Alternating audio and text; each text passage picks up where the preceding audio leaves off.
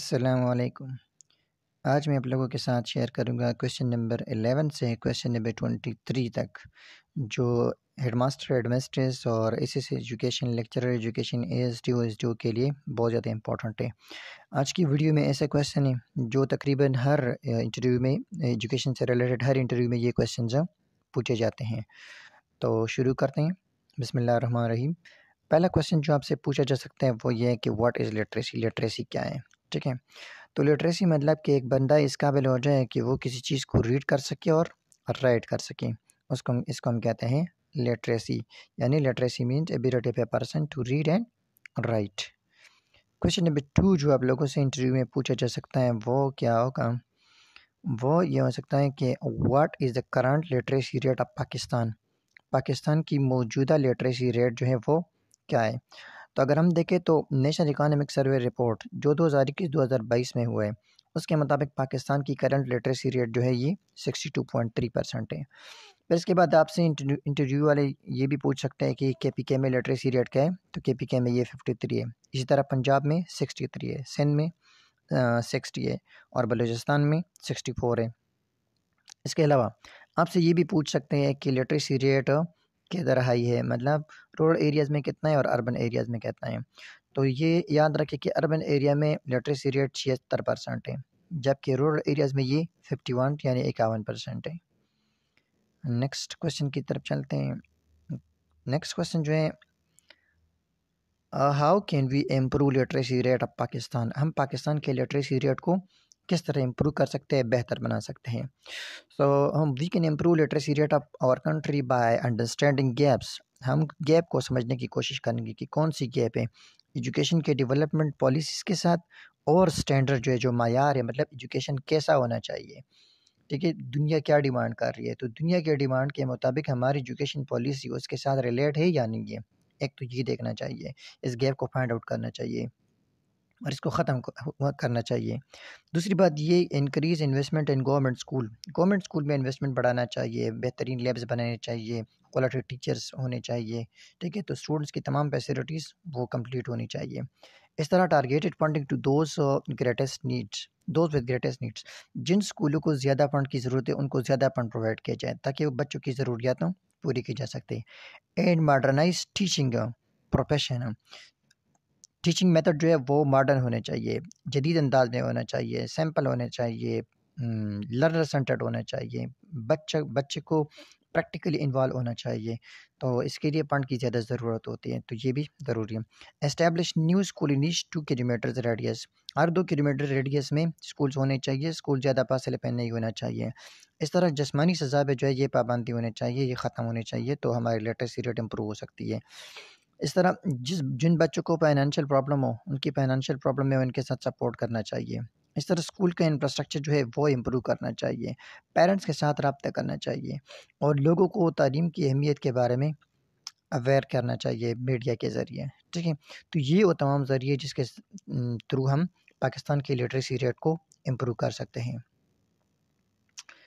Next question جو آپ سے انٹرویو میں پوچھا جا سکتا ہے وہ کیا ہوگا؟ What is drop out? Drop out کیا ہے؟ تو ڈراپ آؤٹ یہ کہ جب ایک اسٹوڈنٹ جو ہے وہ پرماننٹلی اسکول کو چھوڑ دے، بیفور اکیڈمک سیشن، وہ اپنے اکیڈمک سیشن کو کمپلیٹ نہیں کرتا اور اسکول کو پرماننٹلی چھوڑ دے، تو اس کو ہم کہتے ہیں ڈراپ آؤٹ، ٹھیک ہے۔ اب نیکسٹ آپ سے یہ بھی پوچھا جا سکتا ہے کہ what is drop rate of Pakistan? Drop out rate of Pakistan, Pakistan میں ڈراپ آؤٹ ریٹ کیا ہے؟ تو پاکستان کا کرنٹ ڈراپ آؤٹ ریٹ پر ایلیمنٹری، یعنی یہاں پہ میرا مطلب پرائمری لیول پہ یہ 33% ہے، جو ورلڈ ہائیسٹ ریشو ہے، اور سیکنڈری لیول پہ ڈراپ آؤٹ ریشو جو ہے یہ 73% ہے۔ اب اس ڈراپ آؤٹ ریشو کے بارے میں کویشچن پوچھنے کے بعد آپ سے چیئرمین جو ہے یہ بھی پوچھ سکتا ہے کہ what are the main causes of drop out? Drop out rate کے مین وجوہات کیا ہیں؟ تو ڈراپ آؤٹ ریٹ کی مین وجوہات جو ہے یہ ایک تو پاورٹی ہے، غربت ہے، لیک آف ٹیچر، کلاسز 6 ہوتے ہیں اور ٹیچر 2 ہوتے ہیں، تو یہ بھی بہت بڑا مسئلہ ہے ڈراپ آؤٹ کا۔ Lack of conducive school environment, school کا انوائرمنٹ وہ تعلیم کے لیے سوٹیبل نہیں ہوتا۔ Lack of school infrastructure, school کا صحیح ڈھانچہ نہیں ہوتا، تعلیمی ڈھانچہ۔ ڈسٹنس اسکول بہت زیادہ فاصلے پر ہوتے ہیں تو بچے اسکول نہیں جا سکتے۔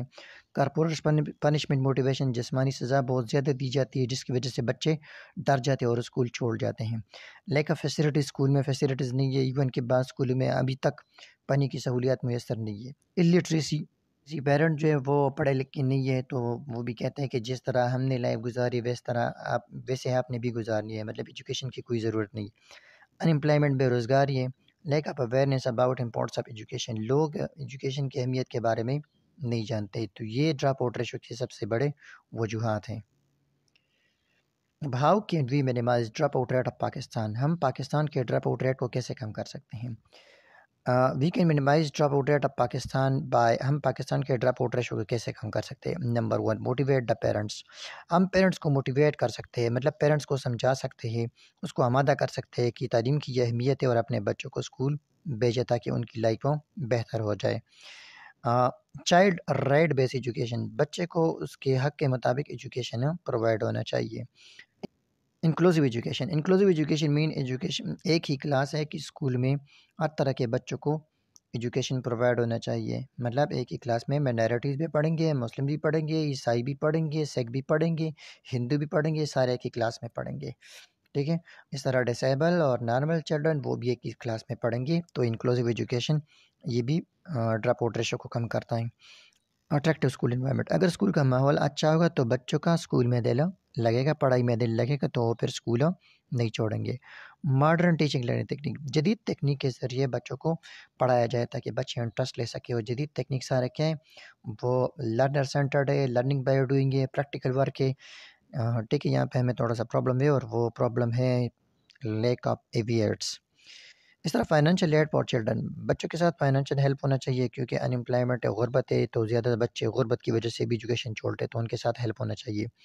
نو کارپورل پنشمنٹ، جسمانی سزا کو ختم ہونا چاہیے، جسمانی سزا ختم ہوگی تو آٹومیٹیکلی بچے پھر اسکول مار پٹائی کے ڈر کی وجہ سے نہیں چھوڑیں گے۔